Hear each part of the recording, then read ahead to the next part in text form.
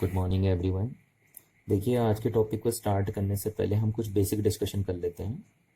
और जो basic discussion हम करने वाले हैं वो आज के टॉपिक को समझने में काफ़ी हेल्पफुल होगा।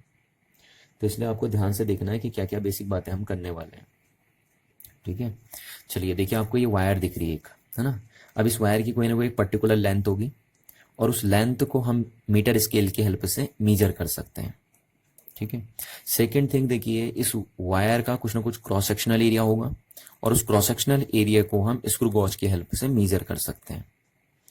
एंड थर्ड थिंग, जब ये वायर बनाई गई होगी तो किसी न किसी मटेरियल का यूज किया गया होगा इस वायर को बनाने के लिए।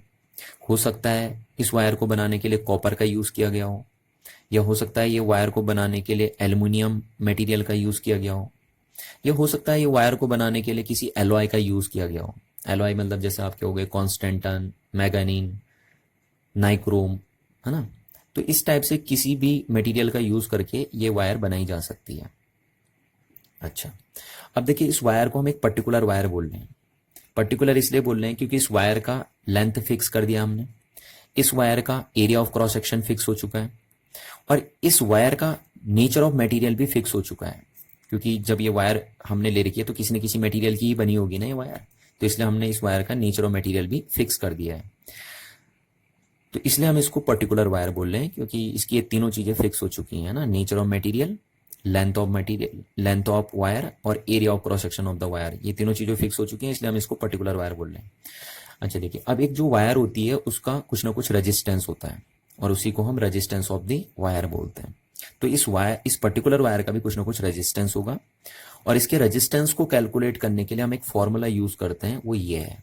और ये फॉर्मूला मैं आपको पहले इस चैप्टर में ड्राइव भी करवा चुका हूं कि इस फॉर्मूले की हेल्प से हम इस वायर के रेजिस्टेंस को कैलकुलेट कर सकते हैं। ठीक है, अब यहाँ पे जो आर है ये इस वायर का रेजिस्टेंस है, रो जो है वो इस वायर की रेजिस्टिविटी है, एल इस वायर का लेंथ है और ए इस वायर का क्रॉस सेक्शनल एरिया है।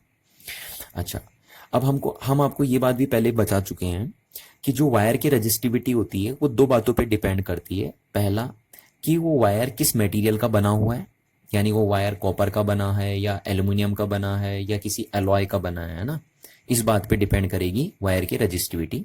और दूसरा, वायर की रेजिस्टिविटी वायर के टेम्परेचर पे भी डिपेंड करती है कि वायर का टेम्परेचर कितना है। तो इन दो बातों पे डिपेंड करती है वायर की रेजिस्टिविटी। अच्छा, अगर वायर की रेजिस्टिविटी दो बातों पे डिपेंड करती है तो इसका मतलब वायर का रेजिस्टेंस चार बातों पे डिपेंड करता है, क्योंकि दो बातें यहां छुपी हैं और दो बातें ये हैं, है ना। तो वायर का रेजिस्टेंस चार बातों पे डिपेंड कर गया। इसका मतलब किस किस पे? Nature of material of the wire, temperature of the wire, length of the wire and area of the cross section of the wire. अच्छा, अब देखिए क्या है, अगर सपोज मैं बोलूं कि ये वायर हमने कॉपर की बनाई है, ठीक है, तो हमने इसका नेचर ऑफ मटेरियल फिक्स कर दिया।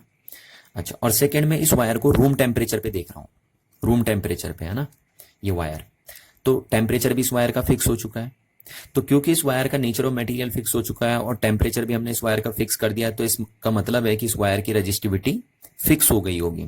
तो कॉपर वायर की जो रेजिस्टिविटी होती है रूम टेम्परेचर पे, उसकी वैल्यू इतनी आती है, ये फिक्स होती है। ठीक। अच्छा, अब अगर इस कॉपर वायर की रेजिस्टिविटी अगर आपको चेंज करनी है तो आपके पास एक ही ऑप्शन है इसकी रेजिस्टिविटी को चेंज करने का, कि आप इसके टेम्परेचर को चेंज कर दीजिए। ठीक है, तभी इसकी रेजिस्टिविटी चेंज हो सकती है। अच्छा, अब सपोज ये वायर मेरी नाइक्रोम की बनी है, माना मैंने कि वायर मैंने नाइक्रोम एलॉय की बनाई है, ठीक है, और रूम टेम्परेचर पे हमने ये वायर रखी है। तो क्योंकि ये वायर का नेचर हमने फिक्स कर दिया और दूसरा हमने इस वायर का टेम्परेचर भी फिक्स कर दिया, तो हम कह सकते हैं कि जो नाइक्रोम वायर की रेजिस्टिविटी आती है रूम टेम्परेचर पे वो इतनी आती है। ठीक है, और आपको ये डिजिट याद भी रखनी है कि नाइक्रोम वायर की रेजिस्टिविटी रूम टेम्परेचर पे इतनी होती है, क्योंकि इसका एक प्रैक्टिकल भी आपके सिलेबस में है। तो ये हो गया। तो अब अगर इस नाइक्रोम वायर की रेजिस्टिविटी मेरे को फर्दर चेंज करनी है तो उसके लिए एक ही ऑप्शन है कि हम इसके टेम्परेचर को चेंज करके इसकी रेजिस्टिविटी को चेंज कर सकते हैं। अदरवाइज बाकी कोई भी ऑप्शन हमारे पास नहीं है इस नाइक्रोम वायर की रेजिस्टिविटी को चेंज करने का। अच्छा, अब सपोज ये वायर नाइक्रोम की बनी है ना, तो इसकी रेजिस्टिविटी कितनी हो जाएगी? इतनी हो जाएगी। तो अब सपोज ये नाइक्रोम की बनी है और मेरे को इसका रेजिस्टेंस कैलकुलेट करना है कि इस वायर का रेजिस्टेंस कितना होगा, तो हम आर इज टू लिखेंगे रो की वैल्यू कितनी हो जाएगी इस वायर की? 48 मल्टीप्लाई 10⁻⁻8। और रूम टेम्परेचर पे होगा ये, टेम्परेचर अगर फिक्स है तभी ये होगी। तो ये होगा इसकी रेजिस्टिविटी इनटू लेंथ, मैंने ऐसे रख दिया, अभी लेंथ एल रख दिया, और एरिया मैंने इसका एरिया ऑफ क्रॉस सेक्शन नाप के देखा स्क्रू गॉज से, तो आया 0.0 0.25 मिलीमीटर स्क्वायर, ये आ गया सपोज। ठीक है, तो ये आ गया। अच्छा, अब यानी आपको अगर इस वायर की लेंथ निकालेंगे आप, तो सीधे सीधे अगर आप यहाँ पे लेंथ की वैल्यू रखेंगे इस वायर की, तो पता चल जाएगा आपको इस वायर का रेजिस्टेंस कितना है, क्योंकि वायर किसकी बनाई थी हमने, नाइक्रोम की, इसलिए इसकी रेजिस्टिविटी इतनी हो गई। एरिया ऑफ क्रॉस सेक्शन हमने स्क्रू गॉज से निकाला, इतना हो गया। अब हम लेंथ नाप सकते हैं इसे, लेंथ अगर हम यहाँ रखेंगे तो इसका रेजिस्टेंस कितना होगा वो हम यहाँ से कैलकुलेट कर सकते हैं। ठीक है, यानी लेंथ के बेस पर हम इसका रेजिस्टेंस को कैलकुलेट कर सकते हैं। अच्छा, अब देखिए क्या हुआ कि सपोज मैंने इस वायर के रेजिस्टेंस को चेंज करना है। सपोज ये अगर मैंने यहाँ पे एल रखा, अभी एल सपोज इसका 15 सेंटीमीटर है। ठीक है, ये हमने माना कि एल इसका भी कितना है, 15 सेंटीमीटर।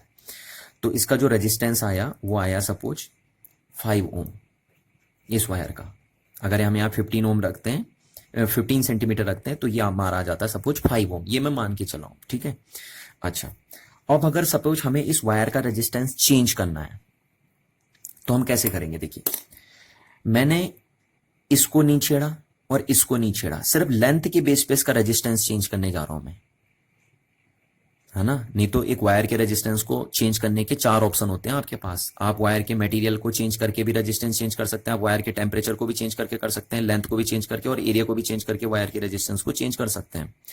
बट मैं बिना एरिया चेंज किए, बिना रेजिस्टिविटी को चेंज किए वायर के रेजिस्टेंस को चेंज करने जा रहा हूं। तो हमने क्या किया, देखिए मेरे को इस वायर का रेजिस्टेंस चेंज करना है, तो मैंने इसको कट कर दिया, ऐसे देखिए कट कर दिया इस वायर को। ठीक है, तो क्या अब मैंने इस वायर की रेजिस्टिविटी को चेंज किया? नहीं, मैंने रेजिस्टिविटी को चेंज नहीं किया क्योंकि मैंने वायर के मटेरियल को चेंज नहीं किया, मैंने वायर के टेम्परेचर को चेंज नहीं किया, तो इसका मतलब इस वायर की रेजिस्टिविटी चेंज नहीं हुई। मैंने वायर की क्रॉस सेक्शनल एरिया को भी चेंज नहीं किया, मैंने सिर्फ चेंज किए तो क्या किए, लेंथ कट दी ना मैंने, तो मैंने लेंथ चेंज करी है, तो लेंथ के बेस पे इसका रेजिस्टेंस चेंज हो जाएगा। तो मैंने इसकी लेंथ सपोज 10 सेंटीमीटर कर दी, तो अब इसका रेजिस्टेंस भी चेंज हो जाएगा। सपोज इसका रेजिस्टेंस हो गया 3 ओम।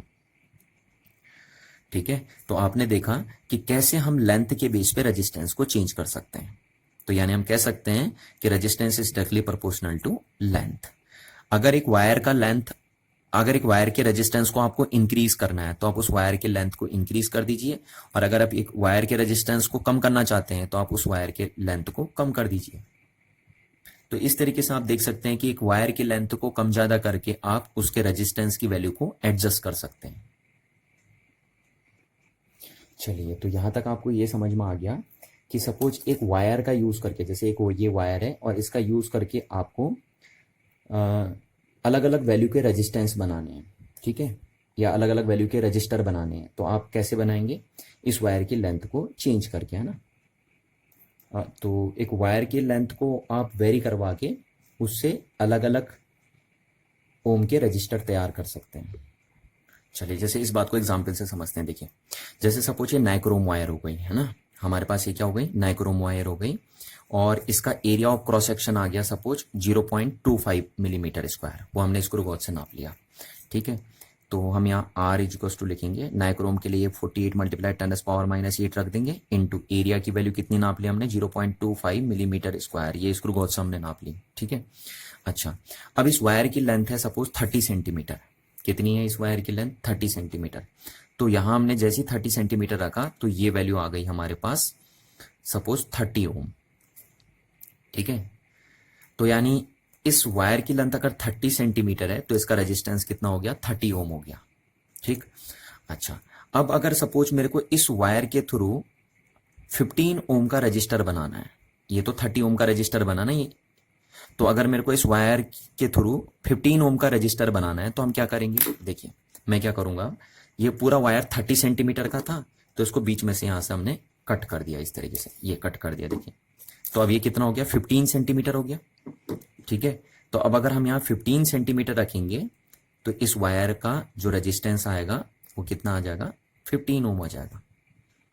तो इस तरीके से आपने देखा कि कैसे वायर की लेंथ को कम ज्यादा करके हम रेजिस्टेंस की वैल्यू को एडजस्ट कर सकते हैं और एक वायर के थ्रू रजिस्टर बना सकते हैं पर्टिकुलर वैल्यू का। अच्छा, अब जरा यहां पे ध्यान से सुनिए ना, मैं आपको ये बोल रहा हूं कि सपोज आपको 5 ओम का रजिस्टर बनाना है लैब में एक वायर के थ्रू। ठीक है, ये मैंने आपको एक टास्क दे रहा हूँ, ध्यान से सुनिए कि आपको 5 ओम का रजिस्टर बनाना है एक वायर के थ्रू लैब में। तो आप कौन से मटेरियल का यूज़ करेंगे, मतलब कौन सी वायर का यूज़ करेंगे 5 ओम के रजिस्टर को बनाने के लिए? आप कंडक्टिंग वायर का यूज़ करेंगे या आप एलॉय का यूज़ करेंगे, ठीक, इस 5 ओम के रजिस्टर को बनाने के लिए। तो ध्यान रखना, आप कंडक्टर का यूज़ नहीं करेंगे, कंडक्टिंग वायर का यूज़ नहीं करेंगे अगर आपको लैब में 5 ओम का रजिस्टर बनाना है। तो आप एलॉय का ही यूज़ करेंगे 5 ओम के रजिस्टर्स को बनाने के लिए। और ऐसा इसलिए करते हैं क्योंकि जो कंडक्टर का रेजिस्टेंस होता है वो टेम्परेचर के साथ सडनली वेरी कर जाता है, जबकि जो एलॉय होता है उसका रेजिस्टेंस टेम्परेचर के साथ सडनली वेरी नहीं करता।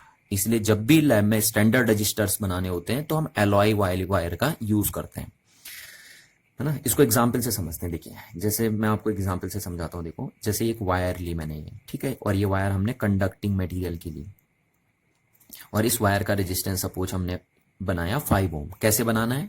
इस फॉर्मूले की हेल्प से बनाना है, जो ये फॉर्मूला हमने आपको बताया ना, इस फॉर्मूले से हमने बनाया। और इस वायर का जो रेजिस्टेंस आया वो 5 ओम आया, ठीक, रूम टेम्परेचर पे।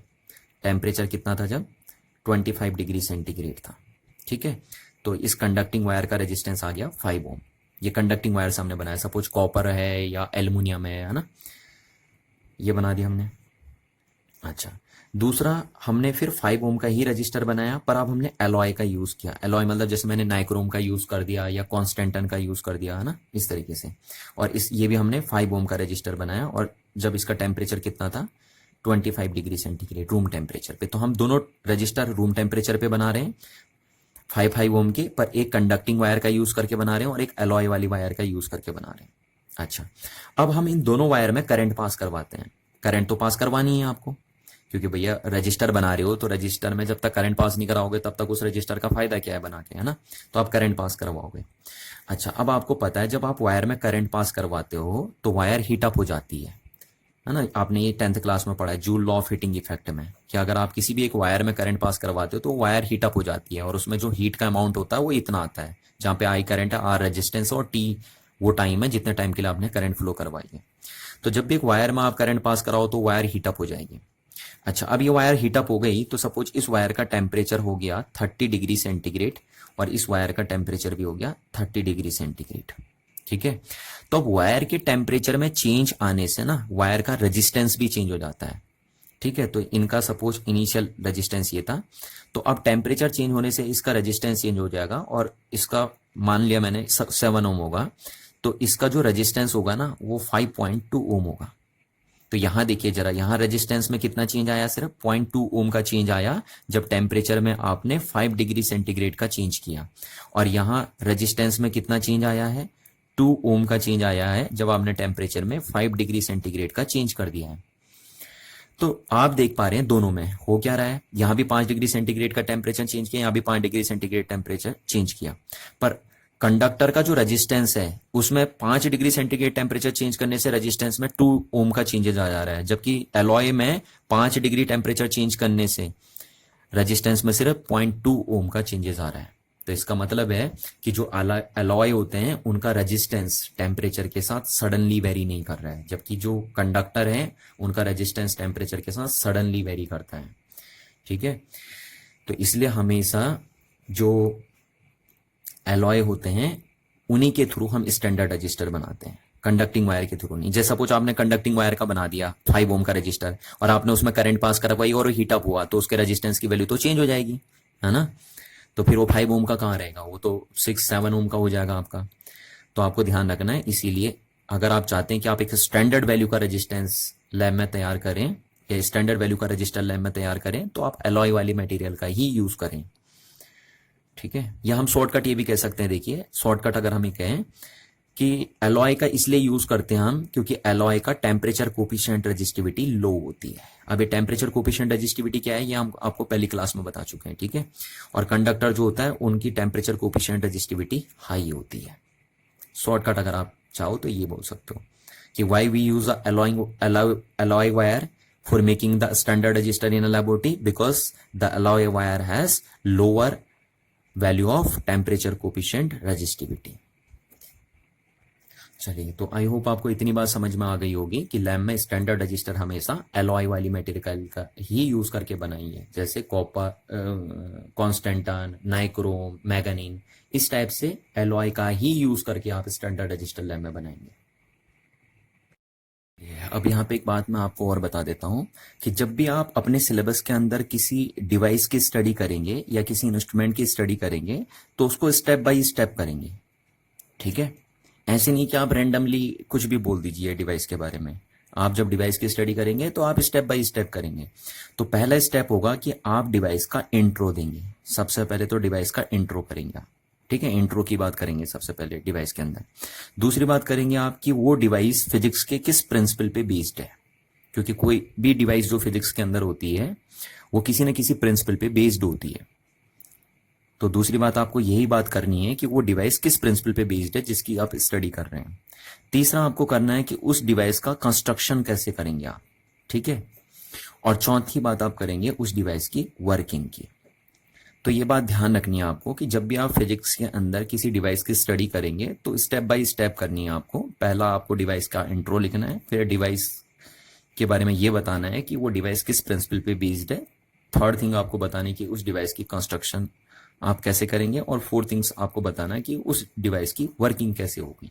ये चार बातें आपको स्टेप बाय स्टेप एक डिवाइस के बारे में बतानी पड़ेंगी। चलिए, अब हम स्टार्ट करते हैं आज का टॉपिक। और ये टॉपिक देखिए आपके theory exam point of view से भी इंपॉर्टेंट है और आपके practical exam point of view से भी बहुत ज़्यादा इंपॉर्टेंट है, क्योंकि आपके सिलेबस का जो एक्सपेरिमेंट नंबर 2 और 3 है वो इसी टॉपिक पे बेस्ड है। तो इसलिए जो आज का टॉपिक है वो पूरा प्रैक्टिकल बेस होने वाला है, तो आपको इसको ध्यान से देखना है। ठीक है, चलिए, तो जो आज का टॉपिक है वो मीटर ब्रिज, या इसको हम स्लाइड वायर ब्रिज के नेम से भी जानते हैं। ठीक है, अब इसके दोनों नाम क्यों पड़े वो आपको धीरे धीरे पता चलता रहेगा जैसे जैसे आप टॉपिक की स्टडी करते रहेंगे। अच्छा, फिलहाल मीटर ब्रिज एक डिवाइस होता है लैब के अंदर, और इस तरीके से दिखता है आपको ये डिवाइस। ठीक है, इस डिवाइस को बोलते हैं मीटर ब्रिज। अच्छा, अब अभी मैंने आपको बताया था कि जब भी किसी डिवाइस की स्टडी आप फिजिक्स में करते हैं तो आप स्टेप बाय स्टेप करते हैं, और 4 स्टेप के अंदर आप डिवाइस की स्टडी करते हैं। वो 4 स्टेप कौन कौन से होते हैं? इंट्रो, सेकेंड आप बताते हैं कि वो डिवाइस किस प्रिंसिपल पे वर्क करता है, थर्ड आप बताते हैं कि उस डिवाइस की कंस्ट्रक्शन कैसे होगी, और फोर्थ आप बताते हैं कि उस डिवाइस की वर्किंग कैसे होगी, है ना। इन्हीं 4 स्टेप के अंदर आप डिवाइस की स्टडी करते हैं। तो मीटर ब्रिज भी एक डिवाइस है, तो इसलिए इसकी स्टडी भी हम इन्हीं 4 स्टेप के अंदर करेंगे। अच्छा, अब पहले बात करते हैं हम मीटर ब्रिज के इंट्रोडक्शन की। तो देखिए, मीटर ब्रिज एक डिवाइस है और इस डिवाइस की हेल्प से हम एक अननोन रेजिस्टेंस की वैल्यू को फाइंड आउट करते हैं। जैसे देखिए, सपोज एक वायर है और इस वायर के अननोन रेजिस्टेंस की वैल्यू को हमें फाइंड करना है। अभी हमें नहीं पता इस वायर का रेजिस्टेंस कितना है, तो इस वायर के अननोन रेजिस्टेंस को अगर हमें फाइंड करना है तो हम इस मीटर ब्रिज की हेल्प से इस वायर के अननोन रेजिस्टेंस को फाइंड आउट कर सकते हैं। और इसीलिए हम कहते हैं कि metre bridge is that device which is used to determine the value of unknown resistance. ठीक, अच्छा, अब एक बात ध्यान रखनी है आपको यहाँ पे कि मीटर ब्रिज ही अकेला वो डिवाइस नहीं है जिसकी हेल्प से आप अननोन रेजिस्टेंस की वैल्यू को फाइंड आउट करते हैं। और भी बहुत सारे डिवाइस आपके लैब के अंदर ऐसे होते हैं जिसकी हेल्प से आप अननोन रेजिस्टेंस की वैल्यू को फाइंड आउट कर सकते हैं। बट क्या है ना, मीटर ब्रिज की हेल्प से आप अननोन रेजिस्टेंस की वैल्यू को मोर एक्यूरेट ढंग से फाइंड आउट कर सकते हैं। इसलिए हम कहते हैं कि जब भी एक वायर के रेजिस्टेंस को या एक अननोन रेजिस्टेंस को आपको मोर एक्यूरेट ढंग से फाइंड आउट करना है तो आप मीटर ब्रिज की हेल्प ले सकते हैं। ठीक है, चलिए, ये तो रहा इसका इंट्रोडक्शन। अब हम बात करते हैं कि जो मीटर ब्रिज है वो किस प्रिंसिपल पे बेस्ड है। ठीक है, एक बात ध्यान रखिए, देखिए फिजिक्स के अंदर जब भी कोई डिवाइस आता है तो किसी न किसी प्रिंसिपल पे बेस्ड होता है। तो ऐसी मीटर ब्रिज भी किसी न किसी प्रिंसिपल पे बेस्ड होगा। तो किस प्रिंसिपल पे बेस्ड होता है मीटर ब्रिज? देखिए, ये बेस्ड होता है बैलेंस व्हीटस्टोन ब्रिज पे। ठीक है, ये हम कह सकते हैं कि जो मीटर ब्रिज है ये बैलेंस व्हीटस्टोन ब्रिज पे की कंडीशन पे वर्क करता है। ठीक, तो इस बात से साफ ये जाहिर होता है कि यानी व्हीटस्टोन ब्रिज और मीटर ब्रिज एक ही चीज है, क्योंकि जब metre bridge balancing condition of Wheatstone bridge पे वर्क कर रहा है तो इसका मतलब यही होगा कि व्हीटस्टोन ब्रिज और मीटर ब्रिज एक ही चीज है ना। अब देखिए, ये बैलेंस व्हीटस्टोन ब्रिज क्या होता है, इसकी बात हम वैसे प्रीवियस क्लास में कर चुके थे आपके साथ। बट क्योंकि ये आज का जो डिवाइस है वो पूरा का पूरा बैलेंस व्हीटस्टोन ब्रिज पे वर्क करता है, तो इसलिए थोड़ा सा अब हम दोबारा रिकॉल टाइप में आपको एक बार फिर बता देते हैं कि व्हीटस्टोन ब्रिज क्या है और बैलेंस्ड व्हीटस्टोन ब्रिज क्या है ना। तो देखिए, व्हीटस्टोन ब्रिज एक साइंटिस्ट का नेम है, और इन्होंने क्या किया था, 4 रजिस्टर्स को ऐसे एक ब्रिज फॉर्म में या एक क्वाड्रिलेटरल के फॉर्म में अरेंज किया हुआ था। और इन 4 रजिस्टर्स में से ये 3 रजिस्टर्स वेल नोन होते थे और ये एक रजिस्टर अननोन होता था, इसकी वैल्यू पता नहीं होती थी, है ना। और एक बीच में गैल्वेनोमीटर लगाया जाता था, ये देखिए। अब व्हीटस्टोन कहते थे कि इस ब्रिज के अंदर एक बैलेंसिंग कंडीशन बनती है, और अगर उस बैलेंसिंग कंडीशन को हम इस ब्रिज में अप्लाई कर दें तो हम इस अननोन रेजिस्टेंस की वैल्यू को फाइंड आउट कर सकते हैं in terms of these 3 known resistors. ठीक। अच्छा, अब वो बैलेंसिंग कंडीशन क्या होती थी? वो बैलेंसिंग कंडीशन ये होती थी कि जब ब्रिज बैलेंस होता था तो इस गैल्वेनोमीटर में कोई करंट पास नहीं होती थी, यानी the current pass through the galvanometer is 0, then the bridge is balance. ठीक। और जब ब्रिज बैलेंस होता था, यानी जब गैल्वेनोमीटर में कोई करंट पास नहीं होती थी, तो उस टाइम इन दोनों रजिस्टर का रेशियो इन दोनों रेजिस्टेंस के रेशियो के इक्वल होता था। ये याद हो गया आपको बात, है ना, कि when the bridge is balance then the current passes through the galvanometer is 0 and the ratio of the resistance of these two resistors is equal to the ratio of the resistance of these two resistors। ठीक। तो इस बात को आपको ध्यान रखना है कि व्हीटस्टोन ब्रिज का बैलेंस बोला जाता है जब गैल्वेनोमीटर में कोई करंट पास नहीं होती है। ठीक। और जब गैल्वेनोमीटर में कोई करंट पास नहीं होती है तो उस टाइम इन दोनों रजिस्टर का रेशियो इन दोनों रेजिस्टेंस के रेशियो के इक्वल होता है। या हम उल्टा भी कह सकते हैं, देखिए, हम ये भी कह सकते हैं कि अगर व्हीटस्टोन ब्रिज में इन दोनों रेजिस्टेंस का रेशियो इन दोनों रेजिस्टेंस के रेशियो के इक्वल हो गया तो उस टाइम गैल्वेनोमीटर में कोई करंट पास नहीं होगी और ब्रिज बैलेंस बोला जाएगा। ठीक है, ये भी हम बोल सकते हैं, क्योंकि अगर इससे ये निकल रहा है ना, तो इसका मतलब जब ये कंडीशन है तब ये बन रही है, तो इसका मतलब अगर ये कंडीशन हम लगा दें ब्रिज के अंदर तो ये कंडीशन बन जाएगी, है ना। अच्छा, तो इसका मतलब जब ब्रिज बैलेंस है तो उस टाइम इन दोनों पॉइंट का पोटेंशियल भी इक्वल है फिर, क्योंकि अगर ब्रिज बैलेंस है तो यहाँ कोई करंट पास नहीं हो रही है और यहाँ कोई करंट पास नहीं हो रही है, तो इसका मतलब इन दोनों पॉइंट का पोटेंशियल सेम है। ठीक है। अच्छा, तो ध्यान रखना ये कंडीशन सिर्फ कब आती है, जब ब्रिज बैलेंस होता है। अच्छा, अब देखिए यहां से हम एस की वैल्यू को निकाल सकते हैं, S is to Q P into R, है ना। तो अब देखो, अगर हमें क्यू पता है, पी पता है और आर की वैल्यू पता है, यानी ये 3 रेजिस्टेंस की वैल्यू अगर हमें पता है तो हम इस अननोन रेजिस्टेंस की वैल्यू को फाइंड आउट कर सकते हैं। तो इसीलिए हम कह रहे थे, या इसीलिए व्हीटस्टोन कह रहा था कि अगर इस ब्रिज के अंदर आप बैलेंसिंग कंडीशन अप्लाई करेंगे तो आप इस अननोन रेजिस्टेंस की वैल्यू को फाइंड आउट कर सकते हैं in terms of these 3 known resistance. तो ये होता था आपका व्हीटस्टोन ब्रिज और बैलेंसिंग व्हीटस्टोन ब्रिज। तो इसी तरीके से जो हमारा मीटर ब्रिज भी बनेगा ना, उसमें भी ऐसी होगा, सेम मीटर ब्रिज में भी ऐसी होगा। 4 रजिस्टर्स लगे होंगे, उनमें से 3 रजिस्टर्स वेल नोन होंगे और एक रजिस्टर अननोन होगा। और अगर बैलेंसिंग कंडीशन बनाएंगे हम, तो फिर हम बैलेंसिंग कंडीशन की हेल्प से उस अननोन रेजिस्टेंस की वैल्यू को फाइंड आउट कर सकते हैं in terms of 3 known resistors. ठीक है, सेम यही कंडीशन मीटर ब्रिज के अंदर भी बनेगी। और क्यों बनेगी? क्योंकि मीटर ब्रिज व्हीटस्टोन ब्रिज पे काम करता है ना।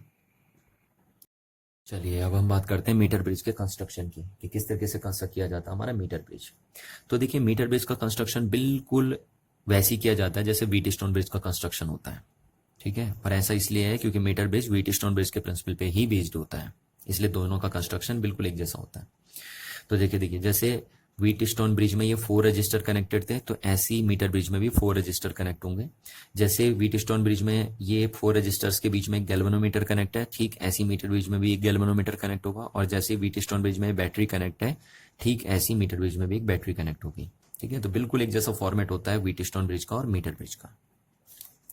अच्छा, अब आप देखिए लैब में आपको कैसे दिखता है मीटर ब्रिज, इस टाइप से होता है आपका ये मीटर ब्रिज, है ना। पर ये कंप्लीट मीटर ब्रिज नहीं है, और कंप्लीट क्यों नहीं है वो अभी आपको समझ में आ जाएगा कि इसको मैं कंप्लीट मीटर ब्रिज क्यों नहीं बोल रहा हूँ, पर इस टाइप से दिखता है आपको मीटर ब्रिज। ठीक है।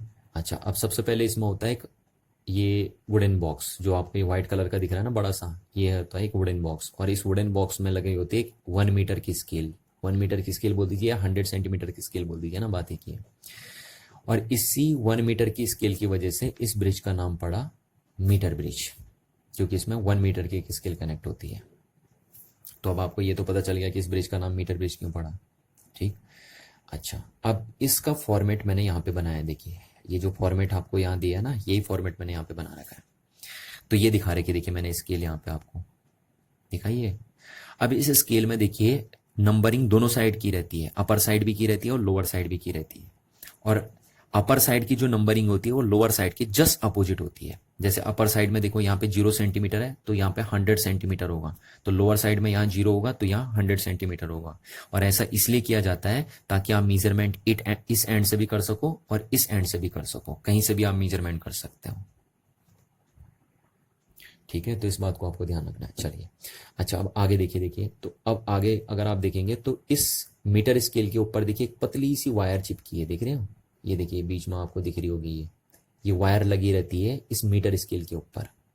ठीक, तो ये वायर मैंने यहाँ पे ये ऐसे दिखा रखी, देखिए ये जो वायर आपको दिख रही है ना, ये बारीक सी वायर है, वो ऐसे दिखा रखी मैंने ये।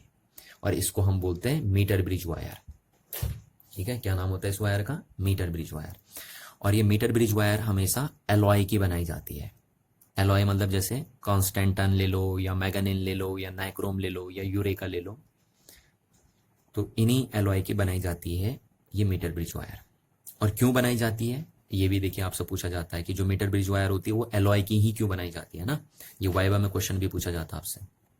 तो चलिए इसका रीजन भी ढूंढ लेते हैं। देखिए मैंने अभी आपसे कहा था कि बिल्कुल जैसे व्हीटस्टोन ब्रिज का कंस्ट्रक्शन होता है वैसे ही होता है मीटर ब्रिज का कंस्ट्रक्शन, है ना। तो व्हीटस्टोन ब्रिज में ये जो दो रजिस्टर होते हैं ना, पी और क्यू, मीटर ब्रिज में वो दो रजिस्टर आपको इस वायर में मिलते हैं। अब कैसे मिलेंगे, एक वायर में दो रेजिस्टेंस कैसे मिलेंगे आपको, है ना, तो वो अभी हम बता देंगे आपको कि एक वायर में दो रेजिस्टेंस आप कैसे बनाएंगे। वैसे तो मैंने आपको बताया था कि लेंथ के बेस पे आप बना सकते हो, पर चलो अभी हम बाद में डिटेल करेंगे इसकी कि इस वायर में आपको दो रजिस्टर कैसे मिलेंगे। फिलहाल ये जो पी और क्यू व्हीटस्टोन ब्रिज के दो रजिस्टर हैं वो मीटर ब्रिज के इस वायर में मिलने वाले हैं आपको। तो यानी इस वायर में दो रजिस्टर छुपे हुए हैं आपके। अच्छा, अब आपको मैं अभी बता चुका था, क्लास जब मैंने स्टार्ट करी थी तो मैं वहां पे आपको बता चुका था कि जब भी आपको कोई रजिस्टर बनाना है लैब के अंदर तो आप एलॉय का ही यूज कीजिए, क्योंकि एलॉय का जो रेजिस्टेंस होता है वो टेम्परेचर के साथ सडनली वेरी नहीं करता। ठीक है, जिससे रेजिस्टेंस चेंज होने के चांसेस बहुत कम होते हैं। तो इसलिए आप हमेशा मीटर ब्रिज की वायर एलॉय की ही बनाइए, क्योंकि उस मीटर ब्रिज के वायर में दो रजिस्टर छुपे हुए होंगे और आप कतई नहीं चाहोगे कि उन रजिस्टर्स की वैल्यू क्या हो, चेंज हो, है ना, टेम्परेचर चेंज होने के साथ। तो इसलिए ध्यान रखना मीटर ब्रिज वायर हमेशा एलॉय की बनाइए।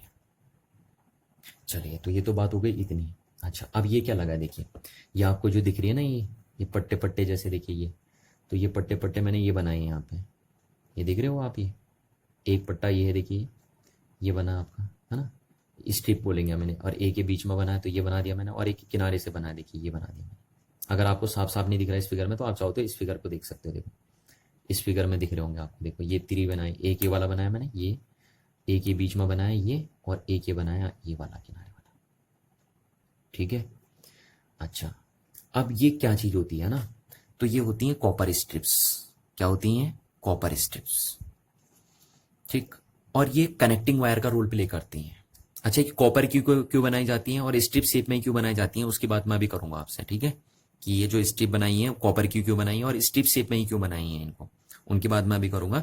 फिलहाल ये क्या काम करती है ना, ये कनेक्टिंग वायर का काम करती है। कनेक्टिंग वायर मतलब समझिए, देखिए क्या है, जैसे यहां से यहां तक ना, देखो हमें रजिस्टर तो यहां से कनेक्ट करना है ना, रजिस्टर यहां से जोड़ना है, या रजिस्टर यहां से जोड़ रहे हो आप, इस एंड से जोड़ रहे हो, तो यहां से यहां तक तो आप कनेक्टिंग वायर का यूज करोगे ना। देखिए ये कनेक्टिंग वायर का यूज करोगे आप। ठीक, क्योंकि रजिस्टर देखो, जैसे ये वाला रजिस्टर भी आपका यहां से शुरू हो रहा है तो यहां से यहां तक तो आप कनेक्टिंग वायर यूज करोगे, ये कनेक्टिंग वायर यूज करोगे। तो इन कनेक्टिंग वायर का रोल प्ले करता है ये कॉपर स्ट्रिप क्या करती है, एक तरीके से कनेक्टिंग वायर का रोल प्ले करती है। अच्छा, अब देखिए, तो ये जो कनेक्टिंग वायर है, ये कॉपर स्ट्रिप्स को मैं कनेक्टिंग वायर भी बोल सकता हूं। ठीक, तो ये कॉपर की क्यों बनाई जाती है, अब बात आती है इसकी। तो देखिए, हम कभी नहीं चाहते कि जो कनेक्टिंग वायर हो उसका रेजिस्टेंस हाई हो। ठीक, हम हमेशा ये चाहते हैं जो कनेक्टिंग वायर है उनका रेजिस्टेंस नेग्लिजिबल हो, ताकि उससे हमारे एक्सपेरिमेंट में कोई फर्क ना पड़े। ठीक है, तो अब हम चाहते हैं कि इस कनेक्टिंग वायर का रेजिस्टेंस कम से कम हो, तो हम ऐसा मटेरियल सेलेक्ट करेंगे इन कनेक्टिंग वायर्स को बनाने के लिए जिसका रेजिस्टेंस बहुत कम होगा। तो ऐसा कौन सा मटेरियल है? देखिए ऐसा मटेरियल है सिल्वर, जिसका रेजिस्टेंस बहुत कम होता है। बट सिल्वर का हम बना नहीं सकते, क्योंकि अगर हमने सिल्वर का बना दिया तो बच्चे चोरी करके ले आएंगे इसको, है ना। तो फिर हम दूसरा ऐसा मटेरियल सेलेक्ट करते हैं जो थोड़ा सा लेस कॉस्टली भी हो और जिसका रेजिस्टेंस कम हो, है ना, या बहुत कम हो। तो ऐसा मटेरियल है कॉपर। कॉपर देखिए थोड़ा सस्ता भी बैठता है और उसका रेजिस्टेंस बहुत कम भी होता है, ठीक है। तो ये कॉपर की बनी होती है। अब देखिए आपको यहाँ पे ना फिगर में डाउट नहीं करना। देखिए ये फिगर में आपको स्टील जैसी दिखाई दे रही है, ये स्ट्रिप है ना, तो ये रियल में कॉपर की होती हैं। वो तो क्या होता है ना, कॉपर के ऊपर जंग लग जाता है, रोस्टिंग हो जाती है जल्दी, तो इसलिए इनके ऊपर पॉलिश लगाई जाती है, तब आपको ये स्टील जैसी दिखाई दे रही है, नहीं तो अदरवाइज ये कॉपर की हैं, ठीक है। तो ये कॉपर स्टील तो क्यों बनाई कॉपर की है? ताकि इनका रेजिस्टेंस बहुत कम हो। अच्छा, अब स्ट्रिप शेप में क्यों बनाई? तो देखिए स्ट्रिप शेप में इसलिए बनाई क्योंकि आपको पता है रेजिस्टेंस का फॉर्मूला ये है। तो एरिया जितना ज्यादा होगा, जब स्ट्रिप शेप में लोगे तो एरिया ज्यादा होगा, और एरिया ज्यादा होगा तो रेजिस्टेंस की वैल्यू कम हो जाएगी, ठीक है। तो ये बात आपको ध्यान रखना है कि ये जो कनेक्टिंग वायर्स हैं, एक तरीके से कनेक्टिंग वायर का रोल प्ले कर रही हैं, वो कॉपर की क्यों बनाई और स्ट्रिप शेप में क्यों बनाई? कॉपर की इसलिए बनाई ताकि उनका रेजिस्टेंस बहुत कम हो, ठीक। और स्ट्रिप शेप में इसलिए बनाई ताकि एरिया बढ़ने से उसका रेजिस्टेंस और भी कम हो जाए, और अब हम मान सकें कि इस तरीके से जो कनेक्टिंग वायर है इनका रेजिस्टेंस नेग्लिजिबल हो, ठीक। तो अच्छा ये तो बात इनकी है। अच्छा अब एक जरा ध्यान दीजिए, देखिए ना यहाँ पे आपको साफ साफ नहीं दिखाई दे रहा है, तो इसी वाले फिगर को दिखा रहा हूँ मैं आपको, देखो। अब आप जरा देखो तो इन कॉपर स्ट्रिप्स के ऊपर यहाँ देखिए कनेक्टिंग स्क्रू बने पड़े हैं, दिख रहे हैं? ये देखिए कनेक्टिंग स्क्रू पड़े हैं। तो ये कनेक्टिंग स्क्रू मैंने ऐसे दिखा रखे हैं आपको, ये देखिए ये कनेक्टिंग स्क्रू हैं आपके, ठीक। तो ये लगा रखे हमने कनेक्टिंग स्क्रू, देखो इसमें भी दिख रहे हैं आपके कनेक्टिंग स्क्रू, और इसमें भी आप देख सकते हैं, देखिए कनेक्टिंग स्क्रू लगे पड़े हैं, देख रहे हैं ना। ये देखिए थोड़ा जूम करके दिखाता हूँ मैं आपको, ये लगे हैं देखिए कनेक्टिंग स्क्रू। तो ये कनेक्टिंग स्क्रू हमने ऐसे बनाया, और ये बीच में गैप है देखिए पट्टे के ना, ये 3 स्ट्रिप लगी हैं, देख रहे हो। एक स्ट्रिप यहाँ से यहाँ तक है, तो ये बनाई हमने ये वाली स्ट्रिप, एक बीच में पड़ी है ये, तो एक बीच में बनाई है, और एक किनारे बनी है, तो ये तो एक किनारे। तो ये तो हो गया इसके बारे में बात। अच्छा तो क्या कंप्लीट बन गया मीटर ब्रिज? नहीं, देखिए अभी कंप्लीट नहीं बना ना, क्योंकि अभी तो 4 रजिस्टर होते हैं, जैसे वीटी स्टोन ब्रिज में 4 होते हैं, ऐसे मीटर ब्रिज में भी 4 होंगे। अच्छा अब देखिए क्या होगा, यहाँ से हम इस पॉइंट को नेम देते हैं ए। देखिए मैं बिल्कुल ऐसे बनाऊंगा, देखो हाँ, जैसे ये पॉइंट हो गया ए, और इस पॉइंट का नेम दे दिया हमने बी, ठीक है। ये देखिए ये पॉइंट ए हो गया और ये पॉइंट हमारा बी हो गया। अच्छा अब ये वाले रजिस्टर की बारी आती है, देखिए ये, तो इस रजिस्टर को हम यहाँ कनेक्ट करते हैं, और ये हमें मिलता है रजिस्टेंस बॉक्स से। कहाँ से मिलता है? Resistance box. ये हम रजिस्टेंस बॉक्स लगाते हैं यहाँ पे, वहाँ से लगाते हैं इस चीज़ को। तो ये हमारा हो गया आर, ठीक। और जो अननोन रजिस्टर है ना, जैसे ये वायर है, इसका रेजिस्टेंस निकालना हमें इस मीटर ब्रिज की हेल्प से, तो इसको हम यहाँ कनेक्ट करते हैं ऐसे करके, इस तरीके से, ठीक है। तो अननोन रजिस्टर को हम यहाँ पे कनेक्ट कर देंगे, ये जो अननोन रजिस्टर हमारा एस वाला, ये लगा दिया हमने। तो देखिए ये दोनों लग गए यहाँ पे, और ये जो पी और क्यू मिलेंगे वो आपको इस वायर में मिलेंगे, ठीक है। अब कैसे मिलेंगे वो भी बात करेंगे हम। तो ये लग गए हमारे 4 रजिस्टर, देखो 2 ये लग गए यहाँ, और 2 ये लग गए हमारे यहाँ और यहाँ। अच्छा अब इस पॉइंट का नाम देखिए हम क्या देंगे, ये पॉइंट ए है, तो यहाँ पे कनेक्ट है ना, तो इस ये क्योंकि ये एक साथ कनेक्ट है, तो इस पॉइंट का नाम भी आप ए दे सकते हैं, ठीक है। अच्छा और फिर ये कहाँ कनेक्ट है? ए, और उसके बाद सी, तो ये पॉइंट हो गया आपका सी, ठीक। अब ये सी है तो ये भी सी होगा, ये भी सी होगा, क्योंकि एक साथ कनेक्टेड है, तो ये पॉइंट का नाम हम सी दे देंगे, ठीक है। अच्छा अब ये सी के साथ यहाँ बी में कनेक्ट है, तो इस पॉइंट का नाम बी हो गया, क्योंकि बी और ये भी बी होगा ना, इक्वल होंगे, एक ही चीज़ है, एक ही स्ट्रिप है। अच्छा अब देखिए सी, और यहाँ पे एक गैल्वेनोमीटर लगाया ना, तो यहाँ पे हमने एक गैल्वेनोमीटर लगा दिया, देखिए ये, ठीक है। ये लगा दिया हमने गैल्वेनोमीटर, ये प्लस और ये माइनस, ये दिख रहा है ना आपको गैल्वेनोमीटर, और इस पॉइंट का नाम दे दिया हमने, और ये हमने बना दी ऐसे करके। इसको एक पेन से कनेक्ट कर देते हैं, ठीक है। ये जो तार आती है ना, ये इस पेन से कनेक्ट करते हैं हम। ये देखिए जो पेन दे रखी है आपको ये बीच में, इसको हम बोलते हैं जॉकी। क्या बोलते हैं हम इसको? जॉकी, ठीक। ऐसे पेन जैसी होती है, तो ये जो गैल्वेनोमीटर से वायर आएगी ना, उसको इस जॉकी के ऊपर फिट कर देंगे ऐसे, ठीक। और ये पेन जैसी बन जाएगी अब आपको, तब आप इसको ऐसे ऐसे चला सकते हैं यहाँ पे इस स्केल के ऊपर, ठीक। इसलिए हम इसको जॉकी बोलते हैं। ये देखिए ये जो जॉकी है आपकी, दिख रहा ना, ये इसमें हर तरीके से दी रहती है, देखो ये यहाँ पे भी दे रखी है आपको जॉकी। तो ये कर दिया आपने। जॉकी कुछ नहीं होता, एक तार हो गई बस एक तरीके से पेन पकड़ने के लिए, क्योंकि तार को आप कहाँ पकड़ोगे ना, ये तार को कहाँ पकड़ोगे, तो थोड़ा सा वो पेन जैसा बना देते हैं उसको पकड़ने के लिए, बस बाकी कुछ नहीं होता। अदरवाइज आप तार से भी कर सकते हो, अगर आप तार को पकड़ सको ठीक से तो। ये देखिए ये, ठीक है। अच्छा, अब अभी हम इस टर्मिनल को टच नहीं कर रहे हैं यहाँ पे, है ना, इस वायर में टच नहीं कर रहे हैं अभी, हमने ऐसे ही छोड़ा हुआ है, ठीक। अच्छा, अब क्या लगी, एक बैटरी लगी है, किस पॉइंट्स के बीच, ए और बी पॉइंट्स के बीच, तो ए और बी पॉइंट्स के बीच हम एक बैटरी कनेक्ट कर देंगे, ये देखिए, ठीक है, ई वोल्ट की, ये लगा दिया हमने, ठीक।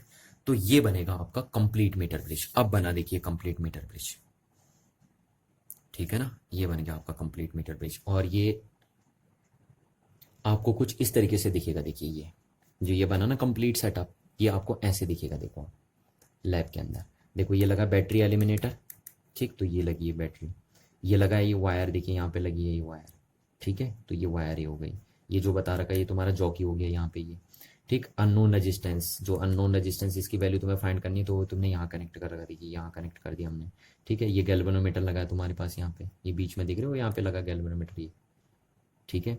अच्छा, ये गैल्वेनोमीटर लग गया, ये रेजिस्टेंस बॉक्स देखिए ये, तो ये रेजिस्टेंस बॉक्स हमने यहाँ लगा दिया, ये दो इस गैप में लगा दिया ना, तो ये दो गैप जो दिए हैं वहाँ पे एक रेजिस्टेंस बॉक्स लगा देना, एक में अननोन रेजिस्टेंस आपको लगा देना है, और ये कनेक्शन दे दिया हमने।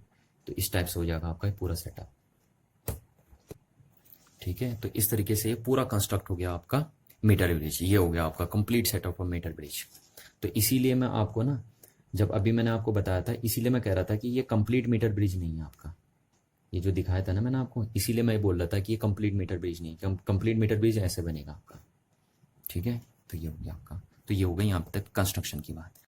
चलिए देखिए, अब हम बात करते हैं मीटर ब्रिज के वर्किंग के, और देखते हैं कि किस तरीके से वर्क करता है हमारा मीटर ब्रिज, ठीक है। तो देखिए, आप इस सेटअप के अंदर सबसे पहला काम क्या करेंगे, सबसे पहला काम होगा आपका कि आपको इस रेजिस्टेंस बॉक्स में से एक पर्टिकुलर वैल्यू का रेजिस्टेंस सेलेक्ट करना पड़ेगा। तो मैंने मान लिया कि मैंने इस रेजिस्टेंस बॉक्स में से आर ओम का रेजिस्टेंस सेलेक्ट कर लिया है, ठीक है। अब इस आर की वैल्यू कुछ भी हो सकती है, इसकी वैल्यू 5 ओम हो सकती है, 10 ओम हो सकती है ना, कुछ भी वैल्यू आप इस रेजिस्टेंस बॉक्स में से सेलेक्ट कर सकते हैं। तो मैंने माना यहाँ पे आर ओम का रेजिस्टेंस हमने सेलेक्ट किया है, तो अब हम कह सकते हैं कि हमने इस गैप में आर ओम का रेजिस्टेंस अप्लाई कर लिया है। अच्छा, अब सेकेंड काम क्या होगा आपका, सेकेंड काम आप ये करेंगे कि आप देखेंगे कि ये जो मीटर ब्रिज का सेटअप है ये प्रॉपरली कनेक्टेड है या नहीं है। प्रॉपर कनेक्टेड मतलब क्या ये सर्किट आपका रीडिंग दे सकता है या नहीं दे सकता आपको, है ना। तो चलिए, अब हम सेकेंड काम ये करेंगे कि हम देखेंगे कि ये सर्किट प्रॉपर कनेक्टेड है या नहीं है। तो वो कैसे चेक करेंगे, देखिए आप इस जॉकी को ए पॉइंट पे लगा के देखेंगे। अब जब आपने जॉकी ए पॉइंट पे लगाई, तो आप देखेंगे कि जो गैल्वेनोमीटर है आपका, जो आपका ये गैल्वेनोमीटर है, इसकी ये निडल यहाँ पे पहुंच जाएगी, इधर को राइट साइड में 30 डिफ्लेक्शन पे पहुंच जाएगी, ठीक। अच्छा, उसके बाद आप इस जॉकी को बी पॉइंट पे जब टच करेंगे, तो आप देखेंगे कि ये जो गैल्वेनोमीटर है, इसकी निडल यहाँ लेफ्ट साइड में 30 डिफ्लेक्शन पे आ जाएगी, ठीक। तो अगर ऐसा हो रहा है कि जॉकी को ए पॉइंट पे टच करने पे गैल्वेनोमीटर की निडल राइट साइड में डिफ्लेक्ट हो रही है, और जॉकी को बी पॉइंट पे टच करने पे गैल्वेनोमीटर की निडल लेफ्ट साइड में डिफ्लेक्ट हो रही है, तो इसका मतलब आपका सर्किट प्रॉपर कनेक्टेड है, और अब आप इस सर्किट से रीडिंग ले सकते हैं, ठीक है। बट अगर क्या हुआ कि सपोज आपने जॉकी को ए पॉइंट पे टच किया और गैल्वेनोमीटर में डिफ्लेक्शन राइट साइड में आ रहे हैं, ठीक, और जब आप जॉकी को बी पॉइंट पे टच कर रहे हैं और तब भी गैल्वेनोमीटर में डिफ्लेक्शन राइट साइड में ही आ रहे हैं, तो इसका मतलब ये सर्किट अभी प्रॉपर कनेक्टेड नहीं है, यानी ये सर्किट आपकी रीडिंग देने लायक नहीं है अभी, ठीक है। तो इस बात को आपको ध्यान रखना है कि मीटर ब्रिज का सेटअप तभी प्रॉपर कनेक्टेड माना जाता है जब जॉकी को अपोजिट एंड पे टच करने से गैल्वेनोमीटर के अंदर डिफ्लेक्शन अपोजिट साइड में आते हैं, ठीक है। तो अब हमने मान लिया कि हमारा जो ये सेटअप है वो प्रॉपर कनेक्टेड है, तो इसका मतलब होगा कि अगर हम जॉकी को यहाँ पे टच करेंगे, ठीक, तो गैल्वेनोमीटर यहाँ पे डिफ्लेक्शन शो करेगा, और जब हम जॉकी को यहाँ टच करेंगे तो गैल्वेनोमीटर में डिफ्लेक्शन यहाँ आ जाएंगे, ठीक है। अच्छा, अब क्या करेंगे उसके बाद आप देखिए, अब आप इस जॉकी को उठाकर इस वायर के ऊपर स्लाइड करवाएंगे, ठीक है, ऐसे करके धीरे धीरे, ऐसे जॉकी ऐसे होगी आपके हाथ में, और आप ऐसे करके टच कराएंगे। तो जैसे जैसे आप देखेंगे आप टच कर रहे हैं इसके ऊपर, है ना, मीटर ब्रिज वायर के ऊपर स्लाइड करेंगे आप जॉकी को, तो जैसे जैसे आप स्लाइड करोगे तो देखोगे कि ये जो निडल यहाँ पे आ गई थी यहाँ टच करने से, वो धीरे धीरे ऊपर बढ़ते जा रही है, ऐसे करके ऊपर बढ़ती जा रही है, ऐसे करके बढ़ती रहेगी, जैसे जैसे आप इसको ऐसे टच करोगे तो ऐसे ऐसे बढ़ती रहेगी, है ना। तो एक टाइम ऐसा आएगा कि वो निडल, जो गैल्वेनोमीटर की निडल है, वो जीरो पे पहुंच जाएगी। तो सपोज यहाँ पे जब आपकी जॉकी यहाँ पे थी, उस टाइम ये जॉकी जब यहाँ पे है, उस टाइम गैल्वेनोमीटर में डिफ्लेक्शन जीरो आ गए। और गैल्वेनोमीटर में डिफ्लेक्शन जीरो आने का मतलब क्या है कि ये ब्रिज बैलेंस हो चुका है आपका। ठीक है, तो अब हम इसको बोलेंगे कि ब्रिज यहाँ पे बैलेंस हो चुका है, बैलेंस ब्रिज बोल देंगे अब इसे। ठीक है ना, बैलेंस ब्रिज हो गया।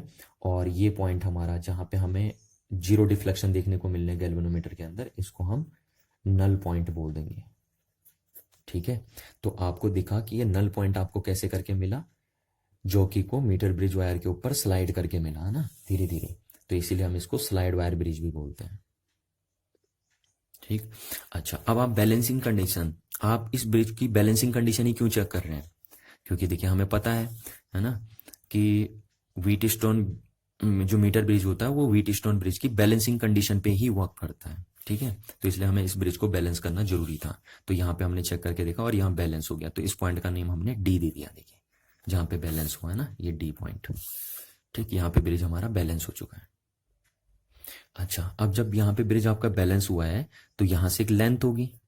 ठीक, और इस लेंथ को हम बोलेंगे, यहां तक इस पॉइंट तक की लेंथ, इसको हम बोलेंगे बैलेंसिंग लेंथ। ठीक है, बैलेंसिंग लेंथ, क्योंकि इतनी लेंथ पे ही क्या हुआ है, ब्रिज बैलेंस हुआ है ना, तो इसको हम बैलेंसिंग लेंथ बोल देंगे। तो क्या आप इस डिस्टेंस को हमको बता सकते हैं कि ये डिस्टेंस कितनी होगी यहां से यहां तक वायर की? यस, आप बिल्कुल बता सकते हैं। अगर यहां से यहां 100 है तो ऑटोमेटिकली ये 100 माइनस एल होगी हमारे पास। ठीक है, तो जैसी ब्रिज बैलेंस होगा, देखिए अब आपका, तो आपको दो रजिस्टर मिल जाएंगे। देखिए इस वायर में, मीटर ब्रिज के वायर में, जैसे मैं आपको पहले भी बता रहा था ना कि इस वायर में दो रजिस्टर छुपे होते हैं। तो जैसे देखो आपको नल पॉइंट मिलेगा, तो इस वायर में दो रजिस्टर निकल के आएंगे। अब एक रजिस्टर यहां से यहां तक हो गया और एक रजिस्टर यहां से यहां तक हो गया आपका। ठीक है, ये वायर दो पार्ट्स में ब्रेक हो गई है, ऐसा लग रहा है, हुई नहीं है ब्रेक है ना, पर ऐसा लग रहा है दो पार्ट्स में ब्रेक हो गए। देखिए नल पॉइंट की इधर साइड और नल पॉइंट के उधर साइड, तो ये दो वायर आपको मिल चुके हैं यहाँ पे। और इन दो वायर में दो रजिस्टर छुपे होंगे, एक का नाम हम देंगे पी, ठीक, और दूसरे का नाम हम देंगे पी, यहां से यहां तक है, और क्यू ये आपका। तो देखिए अब ये चार रजिस्टर आपको मिल चुके हैं, आर एस पी क्यू, जो यहाँ पे थे, आर एस पी क्यू। ठीक है, और ब्रिज बैलेंस है तो गैल्वेनोमीटर में करंट कितनी है, जीरो है। ठीक हो गया। अच्छा, अब हमने अभी पढ़ा, देखिए कि गैल्वेनोमीटर में करंट जीरो है तो इसका मतलब ब्रिज बैलेंस है ना। और बैलेंस ही कंडीशन पे यूज करना है ब्रिज, बैलेंस कंडीशन है ब्रिज की।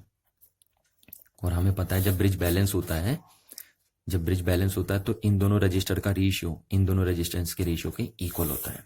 तो अब हम कह सकते हैं therefore if the bridge is balance then P upon Q, यानी इन दोनों रजिस्टर का रेशियो इन दोनों रजिस्टर के रेशियो के इक्वल होगा। ठीक है, अच्छा, अब देखिए इस वायर का रेजिस्टेंस कितना होगा हमें नहीं पता, तो हम ऐसे निकाल सकते हैं। देखिए इस वायर का रेजिस्टेंस, यहां से यहां तक जो वायर होगी ना, उसी का रेजिस्टेंस तो हमने पी माना है, और यहां से यहां तक जो वायर है उसका रेजिस्टेंस हमने क्यू माना है। ठीक है, तो अब हम इसको कैसे निकालेंगे? देखिए यहां से यहां तक जो वायर होगी उसका रेजिस्टेंस कैसे निकलेगा, रो एल अपॉन ए, ऐसे निकलेगा। निकलेगा नहीं निकलेगा? जहां पे रो क्या है, इस वायर की रेजिस्टिविटी, एल इस वायर की लेंथ, और ए इस वायर का क्रॉस सेक्शनल एरिया। अच्छा, अब क्यू, क्यू मतलब इस वायर का रेजिस्टेंस। ठीक है, तो इस वायर का रेजिस्टेंस कैसे निकलेगा? देखिए उसकी भी रेजिस्टिविटी रो होगी, होगी नहीं होगी, क्योंकि वायर तो एक ही है ना ये पूरी, तो उसकी भी रेजिस्टिविटी रो होगी। पर उसकी लेंथ कितनी है? उसकी लेंथ है 100 माइनस एल अपॉन एरिया। उसका भी एरिया कितना होगा? देखिए वायर तो ये एक ही थी तो एरिया एक ही होगा इनका ना, तो एरिया इसका भी ए होगा। तो यहां से रो कैंसिल आउट हो जाएगा, ए से ए कैंसिल आउट हो जाएगा ना। और ये आर तो हमने सेलेक्ट किया है, और एस हमें कैलकुलेट करना है, एस अननोन है हमारे पास, ये अननोन है ना, अननोन। अच्छा, तो ये बन गया हमारे पास। तो अब यहां से हम कह सकते हैं कि जो आर अपॉन एस आया वो एल अपॉन 100 माइनस एल है। तो यहां से अगर हमें एस कैलकुलेट करना है तो हम ऐसे कैलकुलेट कर सकते हैं। देखिए 100 माइनस एल, ये उधर चले जाएगा, ये नीचे आ जाएगा, अपॉन एल, और ये इधर चले जाएगा, यहाँ रह जाएगा मल्टीप्लाई में, तो इंटू आर। ये देखिए यही फॉर्मूला है, और इसी फॉर्मूले को हम मीटर ब्रिज की में यूज करेंगे। तो यहाँ पे देखिए जरा आप ध्यान से कि अगर आपको बैलेंसिंग लेंथ पता है, और ये बैलेंसिंग लेंथ हम मीटर स्केल की हेल्प से निकाल लेंगे, है ना। तो अगर हमें बैलेंसिंग लेंथ पता है और हमें ये पता है कि हमने कितना रेजिस्टेंस अप्लाई कर रखा है यहाँ रेजिस्टेंस बॉक्स में, तो ये दोनों अगर हमें पता है तो हम इस अननोन रेजिस्टेंस की वैल्यू को फाइंड आउट कर सकते हैं इस फॉर्मूले की हेल्प से। ठीक, तो ये फॉर्मूला आपको याद रखना है और इस फॉर्मूले का यूज करना आपको आना चाहिए। ठीक है। अच्छा, अब एक चीज ध्यान से सुनिए। देखिए, कभी कभी बच्चा कहता है ना कि सर लेंथ यहां से मीजर करें या यहां से मीजर करें, कहाँ से मीजर करें ना। तो ये जो लेंथ आप मीजर करेंगे ना, बैलेंसिंग लेंथ एल, वो हमेशा उस साइड से मीजर करेंगे जिधर साइड रेजिस्टेंस बॉक्स लगा होता है। ठीक है, क्योंकि ये स्टैंडर्ड रजिस्टर है ना जिसकी वैल्यू आपको पता है, ये तो अननोन है, तो हम हमेशा उधर साइड से बैलेंसिंग लेंथ मीजर करते हैं जिधर साइड हमारा स्टैंडर्ड रजिस्टर लगा होता है, यानी रेजिस्टेंस बॉक्स लगा होता है। ठीक, तो ये तो थी मीटर ब्रिज की वर्किंग की बात की, किस तरीके से वर्क करता है मीटर ब्रिज। चलिए देखिए, तो अभी तक हम बात कर रहे थे कि कैसे मीटर ब्रिज की हेल्प से हम एक अननोन रेजिस्टेंस की वैल्यू को एक्यूरेट ढंग से फाइंड आउट कर सकते हैं। अच्छा देखिए, हम यहाँ पे ऐसा क्यों बोलते हैं कि मीटर ब्रिज की हेल्प से हम एक अननोन रेजिस्टेंस की वैल्यू को एक्यूरेट ढंग से फाइंड आउट कर सकते हैं। ऐसा हम इसलिए कहते हैं क्योंकि metre bridge null deflection method पे वर्क करता है। तो इसलिए मीटर ब्रिज की हेल्प से जब भी आप किसी अननोन रेजिस्टेंस की वैल्यू को फाइंड आउट करोगे तो चांसेस बहुत ज़्यादा होते हैं कि अननोन रेजिस्टेंस की वैल्यू एक्यूरेट आएगी। और ये वो फॉर्मूला है जिस फॉर्मूले की हेल्प से आप अननोन रेजिस्टेंस की वैल्यू को फाइंड आउट कर सकते हैं मीटर ब्रिज में। ठीक है। अच्छा, अब देखिए, वैसे कहने को तो हम ये कहते हैं कि मीटर ब्रिज की हेल्प से हम जब भी किसी अननोन रेजिस्टेंस की वैल्यू को फाइंड आउट करने जाते हैं तो हमारे पास अननोन रेजिस्टेंस की वैल्यू एक्यूरेट निकल के आती है। बट फिर भी हमारे मीटर ब्रिज में क्या होते हैं, कुछ एरर्स होते हैं, और इन एरर्स की वजह से, जो मीटर ब्रिज में एरर्स होंगे उनकी वजह से ये जो अननोन रेजिस्टेंस की वैल्यू आप फाइंड आउट करने जा रहे होंगे उसमें भी एरर आ जाएंगे। और ऐसा क्यों होगा? ऐसा इसलिए होगा क्योंकि इस अननोन रेजिस्टेंस की वैल्यू आप किससे फाइंड आउट कर रहे हो? मीटर ब्रिज की हेल्प से फाइंड कर रहे हो। अब अगर मीटर ब्रिज में एरर है तो ओबियसली है कि मीटर ब्रिज की हेल्प से जिस अननोन रेजिस्टेंस की वैल्यू आप फाइंड आउट करने जा रहे हो उसमें भी एरर आएंगे। ठीक है, तो यहां से हम कह सकते हैं कि जितने टाइप के एरर्स हमारे मीटर ब्रिज में बनेंगे ठीक उतने ही टाइप के एरर्स आपको एस के वैल्यू के मेजरमेंट में भी दिखेंगे। ठीक है ना, इस बात को आप समझिए। क्या कहा मैंने कि मीटर ब्रिज में जितने टाइप के एरर्स बनेंगे ठीक उतने ही टाइप के एरर्स आपको एस के मेजरमेंट्स में भी दिखेंगे। तो इसीलिए हम कह सकते हैं कि मीटर ब्रिज के एरर्स की स्टडी करें या अननोन रेजिस्टेंस के मेजरमेंट्स में एरर की स्टडी करें, बात एक ही है। चलिए, तो देखिए, अब हम देखते हैं कि जब हम मीटर ब्रिज की हेल्प से अननोन रेजिस्टेंस एस का मेजरमेंट करते हैं तो किस किस टाइप के एरर्स देखने को मिलते हैं हमें अननोन रेजिस्टेंस एस के मेजरमेंट में।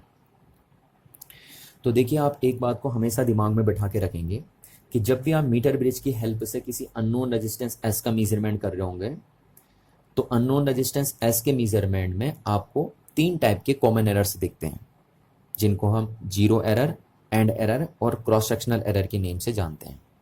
तो ये 3 टाइप के कॉमन एरर्स दिखते हैं आपको अननोन रेजिस्टेंस एस के मेजरमेंट में। ठीक है।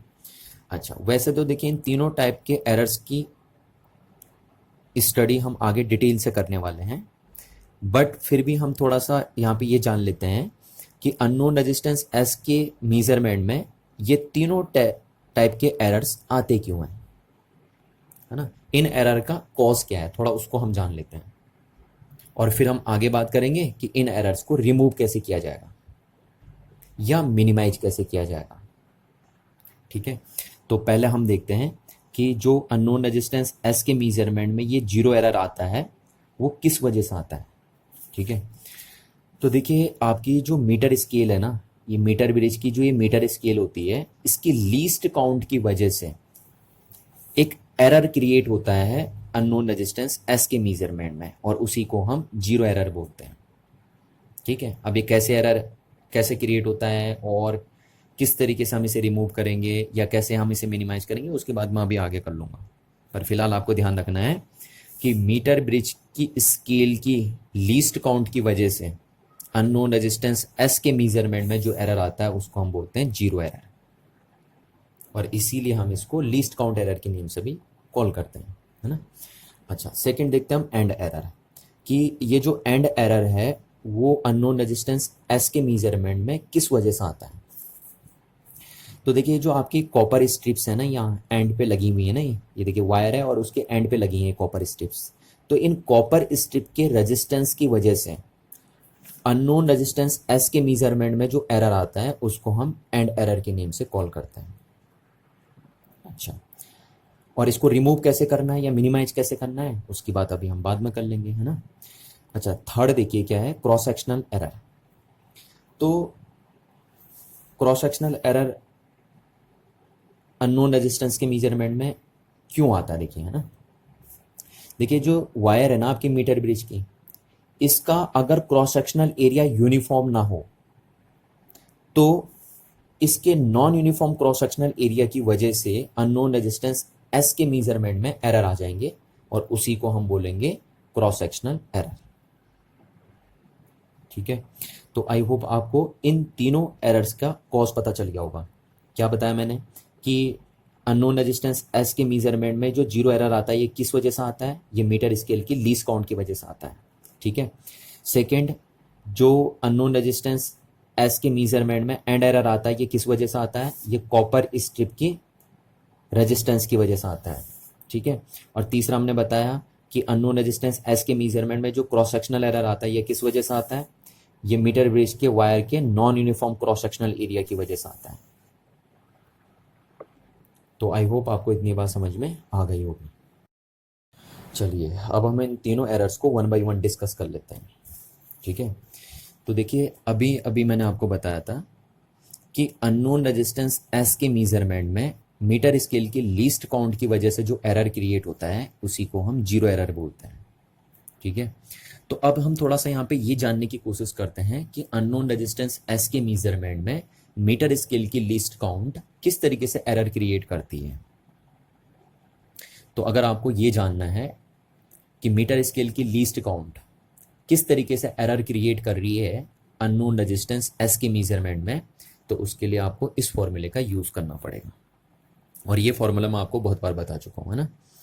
तो इस फॉर्मूले में देखिए एल जो होती है वो बैलेंसिंग लेंथ होती है, ये वाली लेंथ। ठीक, अच्छा, अब इस बैलेंसिंग लेंथ को आप मीटर ब्रिज में लगी मीटर स्केल की हेल्प से फाइंड आउट करते हैं। ठीक है ना, मीटर ब्रिज में ना मैंने आपको बताया था, देखिए कि मीटर ब्रिज में ऐसी एक मीटर स्केल लगी होती है, बिल्कुल इसी टाइप से लगी होती है मीटर स्केल मीटर ब्रिज में, और उसी मीटर स्केल की हेल्प से आप इस बैलेंसिंग लेंथ को फाइंड करते हैं। अच्छा, अब क्या होता है ना कि जो मीटर स्केल होती है उसके लीस्ट काउंट की वजह से आप इस बैलेंसिंग लेंथ को एग्जैक्टली फाइंड नहीं कर पाते। तो अगर आप इस बैलेंसिंग लेंथ को मीटर स्केल की लीस्ट काउंट की वजह से एग्जैक्टली फाइंड नहीं कर पा रहे हैं, तो इसका मीनिंग ये है कि बैलेंसिंग लेंथ में एरर आएगा, और अगर बैलेंसिंग लेंथ में एरर आएगा तो इसका मीनिंग है अननोन रेजिस्टेंस एस के मेजरमेंट में भी एरर क्रिएट होगा, और इसीलिए हम कह रहे हैं कि मीटर स्केल की लीस्ट काउंट की वजह से अननोन रेजिस्टेंस एस के मेजरमेंट में एरर क्रिएट हो जाता है। अच्छा, इसको एग्जाम्पल से समझाता हूं, देखो मैं आपको कि कैसे मीटर स्केल की least count unknown resistance S के मेजरमेंट में जीरो एरर क्रिएट कर दे रही है ना। एग्जाम्पल से समझते हैं, देखिए इसको। सपोज जो बैलेंसिंग लेंथ है वो एक्चुअली ये है 40.100058 सेंटीमीटर, सपोज ये है एक्चुअल बैलेंसिंग लेंथ। ठीक है, अच्छा, अब हमारा जो मीटर स्केल है ना वो इस एक्चुअल बैलेंसिंग लेंथ को मेजर कर ही नहीं सकता है। क्यों नहीं कर सकता, क्योंकि हमारी जो मीटर स्केल है उसकी लीस्ट काउंट होती है 0.1 सेंटीमीटर। लीस्ट काउंट का मतलब क्या होता है, किसी भी इंस्ट्रूमेंट की लीस्ट काउंट का मतलब होता है कि वो इंस्ट्रूमेंट एटलीस्ट कितना मेजर कर सकता है। तो हमारी जो ये मीटर स्केल होती है ना, ये उसकी लीस्ट काउंट होती है 0.1 सेंटीमीटर। तो हमारा मीटर स्केल बस एटलीस्ट इतना ही मेजर कर सकता है, यानी हम कह सकते हैं कि हमारा मीटर स्केल सिर्फ डेसिमल के 1 डिजिट बाद तक ही लेंथ को मेजर कर सकता है। तो यहां पे देखिए, जबकि जो एक्चुअल लेंथ है वो डेसिमल के कितने डिजिट तक है, 1 2 3 4 5 6, तो एक्चुअल लेंथ जो है वो डेसिमल के 6 डिजिट तक है, और जबकि हमारा मीटर स्केल डेसिमल के बाद सिर्फ एक ही डिजिट तक लेंथ को मेजर कर सकता है।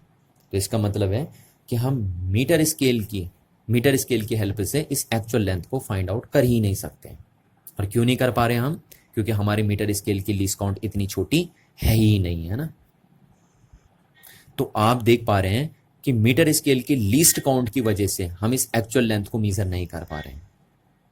तो अब हम क्या करते हैं, हम शॉर्टकट में या राउंड ऑफ करके इस एक्चुअल लेंथ को ऐसे लिख देते हैं, 41 सेंटीमीटर ले लेते हैं हम इसको, है ना, क्योंकि इतना तो हम मेजर कर ही नहीं पाएंगे मीटर स्केल की हेल्प से। और वो क्यों नहीं कर पाएंगे, मैंने आपको अभी भी बता दिया कि क्यों इसलिए नहीं कर पाते हैं, क्योंकि मीटर स्केल की लीस्ट काउंट इतनी छोटी होती ही नहीं है। अच्छा, तो अब एरर कितना हुआ देखिए, एक्चुअल लेंथ ये थी, आपने राउंड ऑफ करके ये लिख दिया उसको, है ना। तो एरर कितना हुआ, इसमें से ये माइनस कर दीजिए तो एरर पता चल जाएगा आपको। तो इसमें से ये माइनस कर दिया हमने तो एरर आया इतना सेंटीमीटर का। तो ये देखिए, यानी आपने बैलेंसिंग लेंथ को मेजर करने में इतना एरर क्रिएट कर दिया है। और ये एरर किसकी वजह से क्रिएट हुआ है बैलेंसिंग लेंथ में? ये मीटर स्केल की लीस्ट काउंट की वजह से हुआ है। ठीक है, तो मीटर स्केल की लीस्ट काउंट की वजह से बैलेंसिंग लेंथ में एरर क्रिएट होगा, और बैलेंसिंग लेंथ में अगर एरर क्रिएट होगा तो अननोन रेजिस्टेंस एस के मेजरमेंट में भी एरर क्रिएट हो जाएगा। तो इस तरीके से आप समझ सकते हैं कि कैसे मीटर स्केल की least count unknown resistance S के मेजरमेंट में एरर क्रिएट करती है, जिसको हम जीरो एरर के नेम से जानते हैं। अच्छा, अब एक बात समझिए, देखिए यहाँ पे मैं एक सेंटेंस लिख रहा हूं, maximum zero error in length. ठीक है, लेंथ में मैक्सिमम कितना जीरो एरर आ सकता है देखिए, तो मैक्सिमम एरर लीस्ट काउंट्स के बराबर आ सकता है, बस ज़्यादा से ज़्यादा। ठीक है, कभी भी मैक्सिमम जीरो एरर जो होता है वो लीस्ट काउंट से ज़्यादा हो ही नहीं सकता है। तो ये बात ध्यान रखना आपका, है ना, कि जीरो एरर हमेशा ही लीस्ट काउंट से या तो कम होता है या ज़्यादा से ज़्यादा जीरो एरर लीस्ट काउंट के बराबर हो सकता है, बस। तो ये बात आपको हमेशा दिमाग में बैठा के रखनी है अपनी। जैसे यहाँ पे देखिए, यहाँ पे एरर कितना आया देखिए, मैक्सिमम एरर जो है हमारा वो कितना आया है, ये आया है। तो ये 0.1 सेंटीमीटर यानी लीस्ट काउंट से कम है ना, देखिए जो हमारी लीस्ट काउंट थी मीटर स्केल की उससे कम है ये। ठीक है, तो इसीलिए हम कह रहे हैं कि जीरो एरर या तो लीस्ट काउंट से कम आएगा, और ज़्यादा से ज़्यादा अगर जीरो एरर है भी तो वो लीस्ट काउंट के बराबर हो सकता है, बस। लीस्ट काउंट से ज़्यादा जीरो एरर कभी भी इंस्ट्रूमेंट में देखने को नहीं मिल सकता। चलिए, तो यहाँ तक आपने देखा कि कैसे least count of metre scale की वजह से अननोन रेजिस्टेंस के मेजरमेंट में जीरो एरर इंट्रोड्यूस होता है।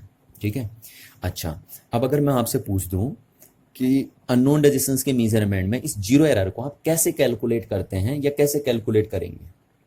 ठीक है, तो देखिए, इस जीरो एरर को कैसे कैलकुलेट किया जाता है वो जानने की जरूरत आपको नहीं है, क्योंकि सीबीएसई ने इस साल ये आपके सिलेबस से डिलीट कर दिया है ना।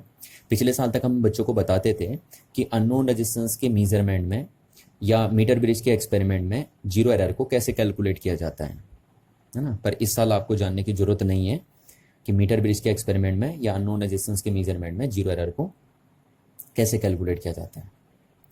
पर देखिए, एक चीज़ यहाँ पे हम जरूर आपको बताएंगे कि मीटर ब्रिज के एक्सपेरिमेंट में से या अननोन रेजिस्टेंस के मेजरमेंट में से इस जीरो एरर को हम कैसे रिमूव कर सकते हैं। ठीक है, तो इस जीरो एरर को रिमूव करने की एक ट्रिक होती है या एक मेथड होता है, और वो मेथड क्या है देखिए। मेथड ये है कि अगर आप बैलेंसिंग लेंथ 50 सेंटीमीटर पे एडजस्ट कर देते हैं तो मीटर ब्रिज के एक्सपेरिमेंट में से जीरो एरर रिमूव हो जाता है। ठीक है ना, ये ध्यान रखना आपको। हाँ, क्या बोला मैंने कि मीटर ब्रिज के एक्सपेरिमेंट में अगर आप बैलेंसिंग लेंथ 50 सेंटीमीटर पे एडजस्ट कर देते हैं या 50 सेंटीमीटर के अराउंड में एडजस्ट करते हैं तो मीटर ब्रिज के एक्सपेरिमेंट में से जीरो एरर रिमूव हो जाता है।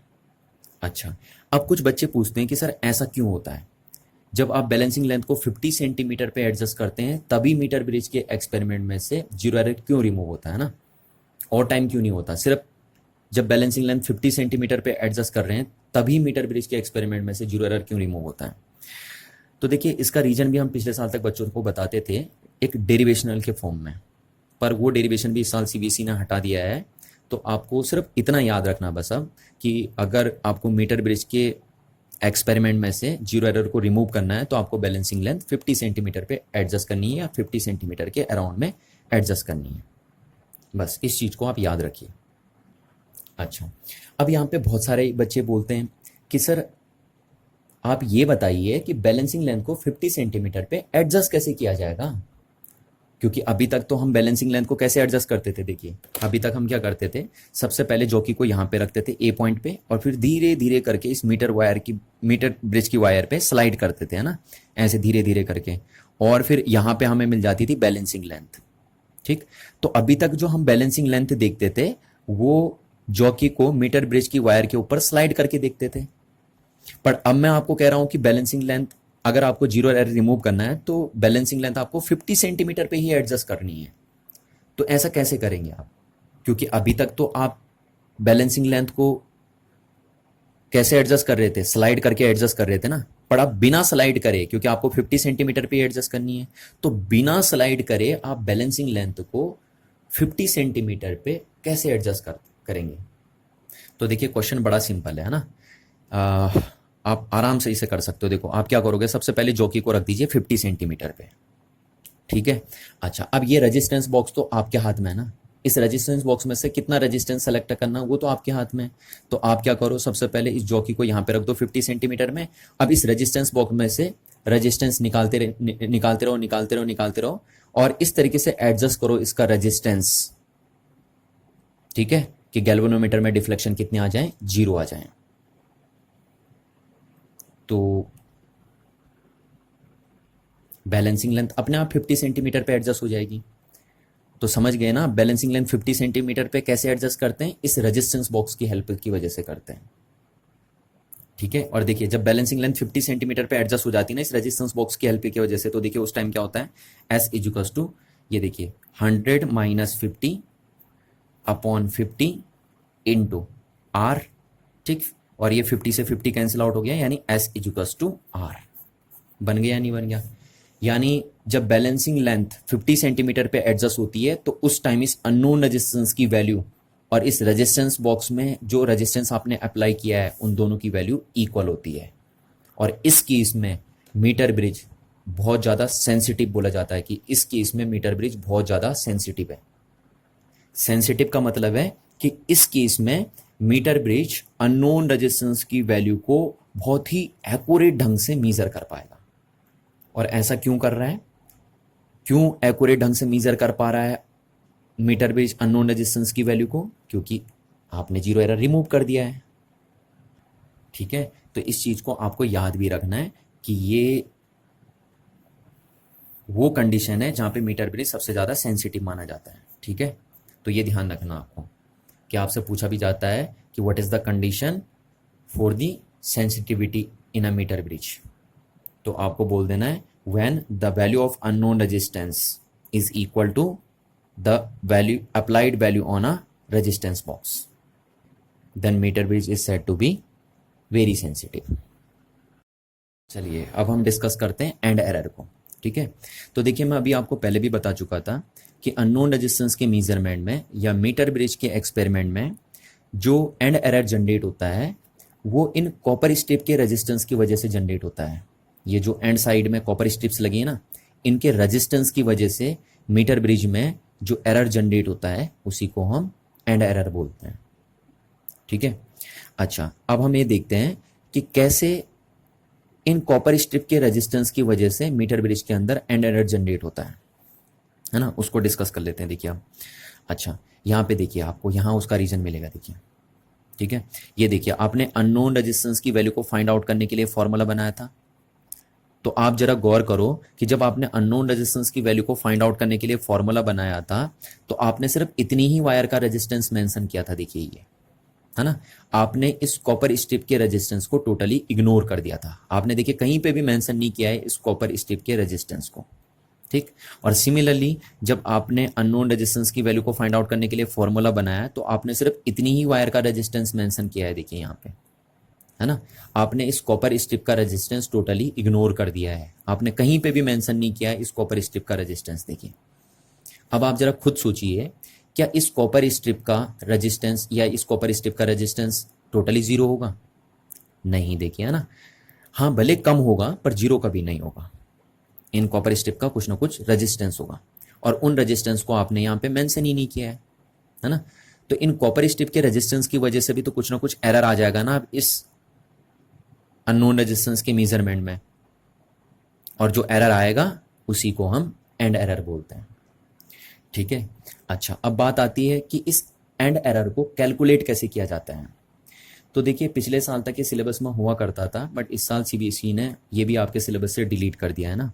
तो आपको कतई जानने की ज़रूरत नहीं है कि मीटर ब्रिज के एक्सपेरिमेंट में एंड एरर को कैसे कैलकुलेट किया जाता है।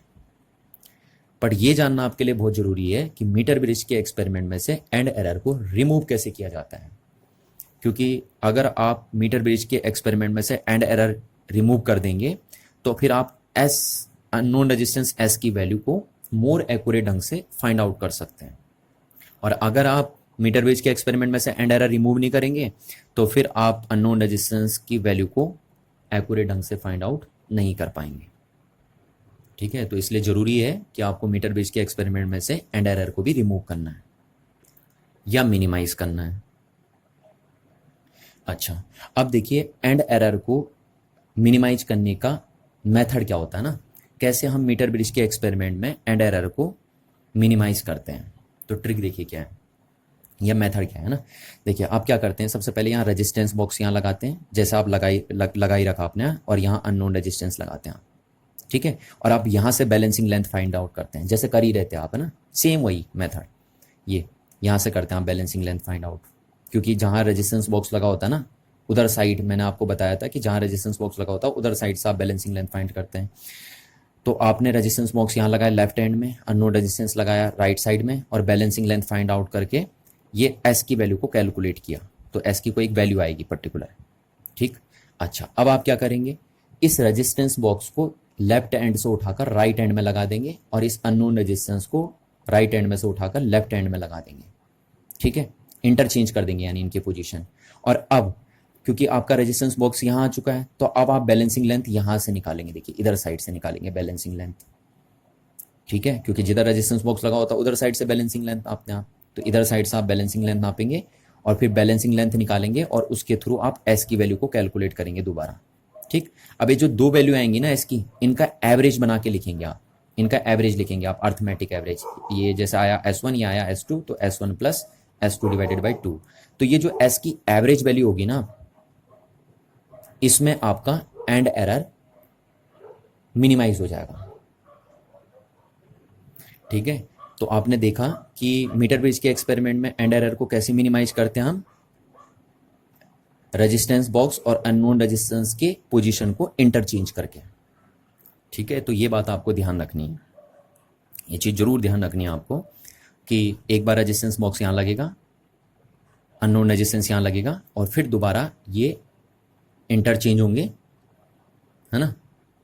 और फिर दोबारा एक रीडिंग निकालेंगे आप, और वो जो दो रीडिंग आएंगी, जब एक बार रेजिस्टेंस बॉक्स यहाँ होगा उस टाइम एक एस की वैल्यू आएगी, और फिर जब एक बार रेजिस्टेंस बॉक्स यहाँ होगा तब एक एस की वैल्यू आएगी, है ना। तो इन दोनों वैल्यू को एवरेज करके आप लिखेंगे, तो वो जो वैल्यू आपकी आएगी एस की, उसमें एंड एरर मिनिमाइज हो चुका होगा।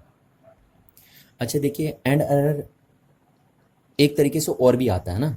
एक तो कॉपर स्ट्रिप की वजह से आता है, कॉपर स्ट्रिप के रेजिस्टेंस की वजह से मीटर ब्रिज के अंदर एंड एरर जनरेट होता है ना। और एक और भी है तरीका, एक और भी कॉज है। देखिए क्या है, आप जरा खुद सोचिए। देखिए, ये जो यहाँ पे कनेक्शन बना रखा है ना, आप इसको देखिए जरा, यहाँ पे ये तार जो है ये बिल्कुल, तो ये जो वायर आ रही है मीटर ब्रिज की वायर, उसका एंड यहाँ पे देखिए बिल्कुल जीरो पे कोइंसाइड नहीं करेगा, क्योंकि उसके लिए यहाँ पे क्या करनी पड़ेगी आपको, सोल्डरिंग भी करनी पड़ेगी ना।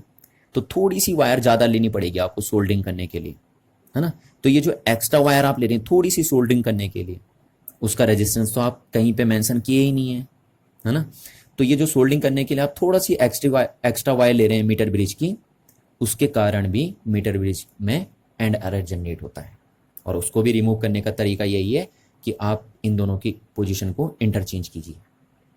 ठीक है, तो आपको ध्यान रखना है कि मीटर ब्रिज के अंदर जो एंड एरर आता है वो दो चीज़ों की वजह से आता है, एक तो कॉपर स्ट्रिप के रेजिस्टेंस की वजह से, और दूसरा ये जो सोल्डरिंग की वजह से आता है ना, किनारे में जब हम मीटर ब्रिज के वायर की सोल्डरिंग करते हैं तो उसकी वजह से भी थोड़ा सा एंड एरर आ जाता है। चलिए अब हम डिस्कस करते हैं क्रॉस सेक्शनल एरर को और देखते हैं कि अननोन रेजिस्टेंस एस के मेजरमेंट में या मीटर ब्रिज के एक्सपेरिमेंट में क्रॉस सेक्शनल एरर कैसे जनरेट होता है। ठीक है, चलिए।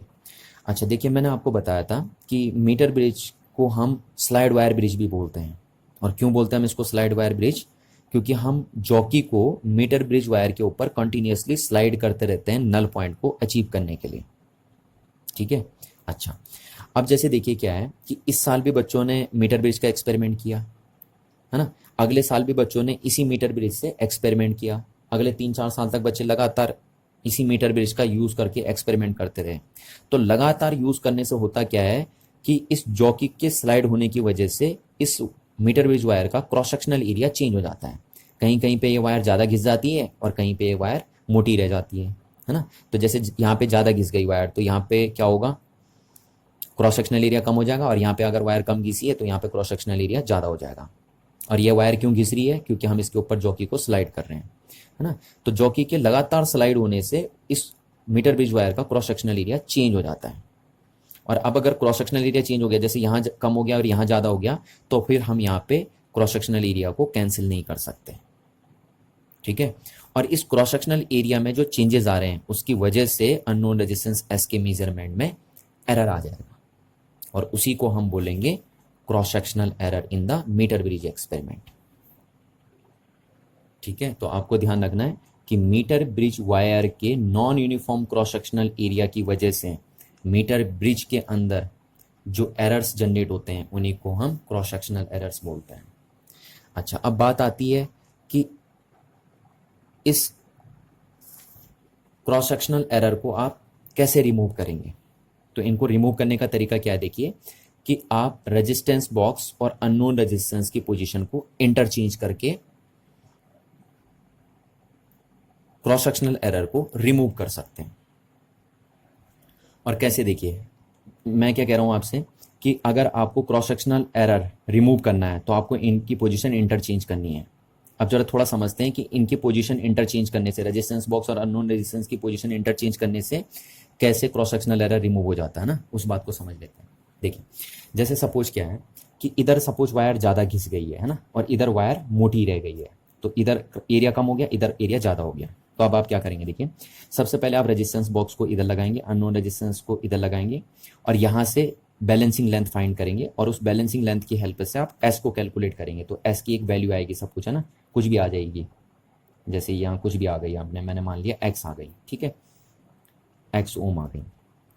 अच्छा, अब आप क्या करेंगे, दूसरी बार इस रेजिस्टेंस बॉक्स को यहाँ लगाएंगे और इस अननोन रेजिस्टेंस को यहाँ लगाएंगे और अब आप यहाँ से बैलेंसिंग लेंथ फाइंड आउट करेंगे।